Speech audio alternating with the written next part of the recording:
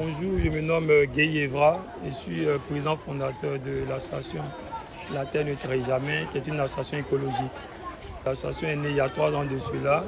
Cette activité de Vélorution fait partie d'un programme de nos différentes activités.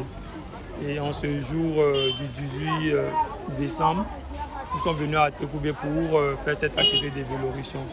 Je pense que cette activité a vraiment pour but de permettre aux populations de mieux s'imprégner des impacts négatifs que nous avons dus à la pollution. Leur dit que faire du vélo, ce n'est pas un signe de pauvreté, mais en réalité, c'est faire du bien à la planète. Donc nous sommes vraiment touchés, heureux de savoir que nombreux sont ces enfants qui sont sortis aujourd'hui pour pouvoir mener à bien cette activité. L'avenir de demain, ce sont les enfants. Voilà. Et nous, dans notre plan de travail, notre plan d'action, nous mettons beaucoup l'accent sur les enfants. Certes, comme on le dit, les personnes âgées ne seront plus des nôtres, mais ce sont les enfants qui assureront la relève. Donc un enfant qui est bien éduqué, c'est une planète qui sera vraiment en paix, quoi.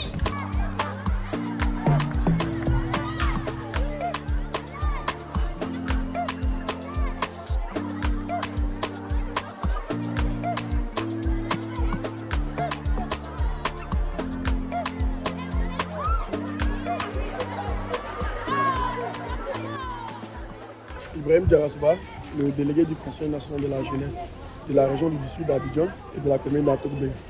Avant tout, on tenait à remercier le coordinateur d'avoir pensé à la commune d'Atoubé, comme on l'aime bien l'appeler, la belle et paisible cité l'île du district d'Abidjan à Atoubé. C'est l'une des 13 communes de la région du district et je pense que c'est la 13e commune, l'une des communes les plus modestes aussi. Donc on est plus que heureux de vous recevoir aujourd'hui à notre sein pour apprendre surtout à nos enfants comment conduire le vélo, pourquoi conduire le vélo et surtout aussi montrer cet aspect COP26 que nous avons vu les mois derniers en Angleterre plutôt qu'il était à Londres pour montrer qu'avec le vélo on peut faire des courses à moyenne distance de sorte à avoir vraiment protégé à nous tous notre planète.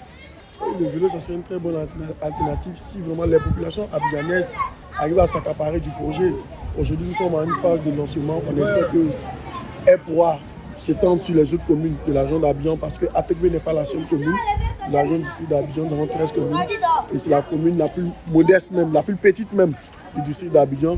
Donc on pense qu'à partir de là, les populations abidjanaises pourront savoir qu'aujourd'hui, par le vélo, on peut faire les distances pour voir vraiment, comme je disais, on peut pouvoir protéger notre planète. Par le vélo, on peut aller à Makoro, on peut aller à Bobo, on peut aller même à Koumassi. Voilà, on peut revenir aussi à Atoubé aussi.